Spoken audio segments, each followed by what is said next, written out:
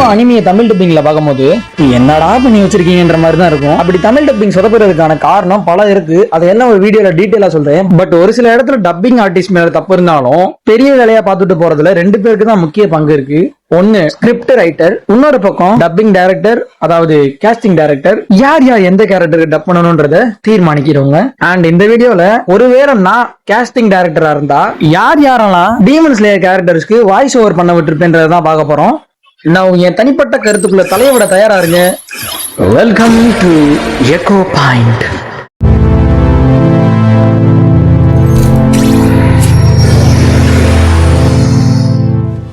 முதல்ல பார்க்க போறது யோமை தான். அந்த பிரம்மாண்டமான கேரக்டருக்கு ஏத்த வாய்ஸ் ஒன்னும் கொடுக்கலன்னு தான் நான் சொல்லுவேன். யோமைக்கு முக்கியமான விஷயமே அந்த கட்ட குரல் தான். அமைதியா பேசும்போது கட்ட குரலா இருக்கணும். அந்த கத்தும் போது வாய்ஸ் ரொம்ப பிரேக் ஆகக்கூடாது. ஸோ நல்லா டீப் வாய்ஸா இருக்கணும். பட் அதே நேரம் ரொம்ப வயசானவங்க மாதிரியும் இருக்கக்கூடாது. யோமைக்கு நான் யாரை டப் பண்ண விடுவேன்னா என் தலைவன் அர்ஜுன் தாஸ் தான். கண்டிப்பான முறையில பெர்ஃபெக்டா சூட் ஆகும் என் தலைவன் வாய்ஸ்.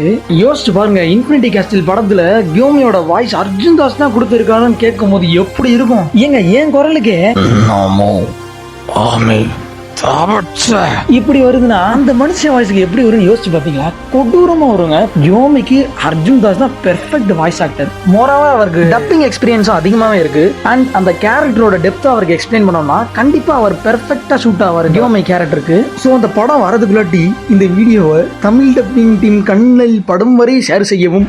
அப்பதான் நம்ம எதிர்பார்த்த டப்பிங் கிடைக்கும். அடுத்து கியூ கேரக்டர். இந்த கியூ கேரக்டருக்கு நான் யாரை சூஸ் பண்ண வேணாம். எனக்கு ரொம்ப பிடிச்ச ஒரு ஃபேவரட்டான ஒரு டப்பிங் ஆர்டிஸ்ட் தான் கண்ணன் ருத்ரபதினு ஒருத்தர் இருப்பாரு. அவர் தான் அந்த கெவின் லெவின் வாய்ஸ்க்கெல்லாம் சொந்தக்காரர். கியோவோட அந்த காமான டோனுக்கு இவரோட வாய்ஸ் நல்லாவே ஷூட் ஆகும். இவரும் one of the talented dubbing artist தான். கியோ அப்பப்போ கத்த போது கூட இவரோட வாய்ஸ் ஷூட் ஆகும் நான் நம்புறேன். உதாரணத்துக்கு இன்ஃபினிட்டி காஸ்டில் குதிச்சதுக்கு அப்புறம் டான் ஜீரோ அப்படின்னு கத்துவார்ல, அதுக்கு இவர் வாய்ஸ் சூப்பரா இருக்கும். கியோவோட கேரக்டருக்கு சிங்க் ஆகும் நல்லாவே. ஏன்னா தலைவனோட குரல் வந்து காமா பேசினாலும் ஷூட் ஆகும், சத்தமா பேசினாலும் கரெக்டா தான் இருக்கும். அப்படிப்பட்ட ஒரு டப்பிங் ஆர்டிஸ்ட் தான் நம்ம ஆளு. இவர் பென்டன் சீரீஸ்லாம் முக்கியமா அந்த ஏலியன் ஃபோர்ஸ் அல்டிமேட் ஏலியன்லாம் அந்த கதையோட ஒன்னாவே போயிருப்பாருன்னு சொல்லுவேன். என்னை பொறுத்தவரை பென்டனுக்கு டப் பண்ண எல்லாருமே சூப்பரான டப்பிங் ஆர்டிஸ்ட் தான். ஸோ அதுல ஒரு ஆளான இவரை கண்டிப்பா இந்த கியோ கேரக்டருக்கு செட் ஆகும் நான் நம்புறேன். அந்த பிரீத்திங் ஸ்டைலோட இம்பார்ட்டன்ஸை சொல்லிட்டோம்னா அதுக்கேற்ற மாதிரி அந்த கேரக்டரோட மெர்ஜ் ஆகக்கூடிய திறமை இவருக்கு இருக்கு.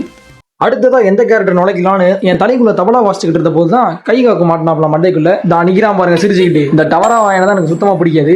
ஆனா பாருங்க டீமனுக்கு கெட்ட போட்டு வந்த மாதிரி இருக்கேன். டீமன் மாதிரியே தெரியல, பார்த்தா எரிச்சலா தான் ஒரு கேரக்டரை பார்த்தாலே. அந்த அளவுக்கு கேரக்டரோட டிசைன் பயங்கரமா இருக்கு. ஆக்சுவலா ஒரு கேரக்டரை பார்த்து நமக்கு கோவம் வருதுனாலே அந்த கேரக்டர் நல்லா எழுதியிருக்காங்கன்னு அர்த்தம். ஸோ எழுதின ஆத்தரை பாராட்டுறேன். பட் இந்த தேங்காய் மண்டையை நான் வெறுக்கிறேன். இவன்ட்ட குணமும் சரி இருக்காது. அதே நேரம் பார்த்தீங்கன்னா சரியான மாங்காய் மட்டை மழுமட்டை தலையங்கமே. சரியான மழுமட்டை, ஒரு அறிவுமே இல்லை. பல இடத்துல லாஜிக் மிஸ்டேக்லாம் பண்ணியிருப்பேன் ஆளு. டீமன் ஸ்லேயர் கதையில மழுமட்டைன்னு சொன்னோம்னா அது நம்ம முசான் ஜாக்சன் தான். ரெண்டாவது மழுமட்டையா அப்படின்னு சொல்றதுன்னா நம்ம டீமன் மாறு வேஷம் போட்ட கைகாக்கு தான் நான் சொல்லுவேன். இந்த ரெண்டு மெகா கேரக்டரோட மழுமட்டத்தனத்தை தனியா ஒரு வீடியோவே பேசுவோம். சீக்கிரமாவே பேசுவோம், ஜாலியா இருக்கும். ஏன்னாதான் இந்த மழுமட்டையானோட கேரக்டர் எனக்கு பிடிக்கலாட்டியும் இந்த வாய்ஸுக்கு நான் அடிமை. எந்த வாய்ஸ்ன்னு கேக்குறீங்களா? ஜாப்பனீஸ் டப்பு தாங்க. இந்த மொத அந்த ட்ரெய்லர் விட்டாங்க பாருங்க இன்ஃபினிட்டி கேஸ்டிலுக்கு. இந்த ரொம்ப நாள் ஆச்சு ஜெனிக்ஸ்ன்ற மாதிரி ஜாப்பனீஸ் சொல்லியிருப்பாங்களே. ஸோ அந்த மாதிரி பேசும்போது அப்படியே கையில இருக்க முடியல நெட்டுக்குச்சு. ஸோ அதே மாதிரி ஒரு பயங்கரமான குரலை தமிழ் டப்பிங் தராதுன்ற நம்பிக்கை எனக்கு இருந்தனாலதான் நான் தியேட்டருக்கு போறப்ப ஜாப்பனீஸ் டிக்கெட் புக் பண்ணிட்டு போனேன். நான் நினைச்ச மாதிரியே தமிழ் டப்பிங்ல அந்த குரலை கெடுத்து வச்சிருக்காங்க. கைகாக்கோட குரலுக்கும் தமிழ் டப் பண்ண நம்ம வாய்ஸ் ஆக்டருக்கும் சம்மந்தமே இல்லை. ரெண்டுமே டிஃப்ரெண்ட் டைப்ஸ் ஆஃப் குரலா இருக்கு. கைகாக்குக்கு செட்டே ஆகல ஜாப்பனீஸை பார்த்துட்டு. சரி இங்கிலீஷும் ஓரளவு அடாப்ட் பண்ணியிருந்தாங்க, அதுவுமே நல்லா தான் இருந்துச்சு. But Tamil character voice selection சரியில்லை. நான் அந்த டப்பிங் ஆர்டிஸ்ட் மேல குறை சொல்லலை, ஏன்னா அவர் கொடுத்த வேலையை பார்த்துட்டு போயிட்டாரு. இருந்தாலும் அவரோட வாய்ஸ் வந்து கைகாக்கு சுத்தமா செட் ஆகல. பொதுவாக அந்த தமிழ் ட்ரெய்லர் விட்டப்ப அதுல கேட்கும் போதே எனக்கு ஒரு மாதிரி ஆயிடுச்சு, செய்யன்னு ஆயிடுச்சு. அந்த அளவுக்கு தான் இருந்துச்சு. ஸோ இந்த கைகாக்கோட கேரக்டருக்கு நான் யாரை டப் பண்ண விடுவேன்னா வேற யாரும் இல்லை, தலைமை அசோக் செல்வன் தான். இவரோட வாய்ஸ் கைகாக்கோட ஏஜுக்கும் செட் ஆகும், அதே நேரம் அந்த கேரக்டருக்கும் செட் ஆகும் நான் நம்புறேன்.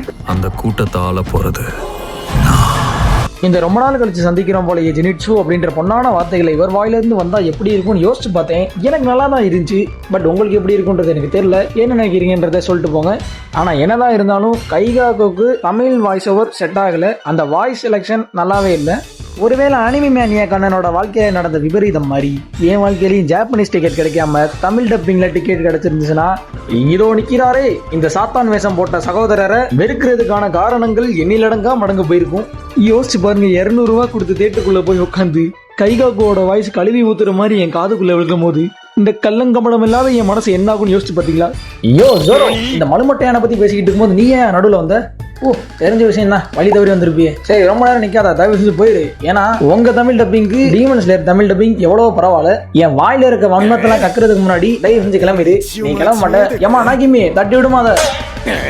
எஸ், கடைசியா வந்த டீமன் ஸ்லேயர் படத்துல அப்பர் மூன்ஸுக்கு வாய்ஸ் ஓவர் கரெக்டா தான் இருந்துச்சு, நல்லாவே ஷூட் ஆச்சுன்னு தான் சொல்லணும். அந்த அளவுக்கு மோசமா இல்லைன்னு நினைக்கிறத விட நல்லா இருந்துச்சுன்னே சொல்லலாம். பாராட்டுதக்க விஷயம் தான் இது. அடுத்ததான் நம்ம சனேமி கேரக்டர் தான். வெதர் ஒரு அந்த கேரக்டருக்கு கட்ட குரலும் இருக்கணும், அதே சமயம் கத்தும் போது வேற குரல் மாதிரி இருக்கணும். முக்கியமா இந்த ஓய் ஓய் அப்படி சொல்லும் போதுதான் கரெக்டா இருக்கணும். அதே மாதிரி இந்த முசானா பார்த்தா கத்துவார் பார்த்தீங்களா, அதையும் அந்த வாய்ஸ்க்கு மேட்ச் ஆகுற மாதிரி கேரக்டரோட டெப்த்தை வெளிக்காட்டுற மாதிரி ஒரு வாய்ஸ் ஆக்டர் தான் நமக்கு தேவை.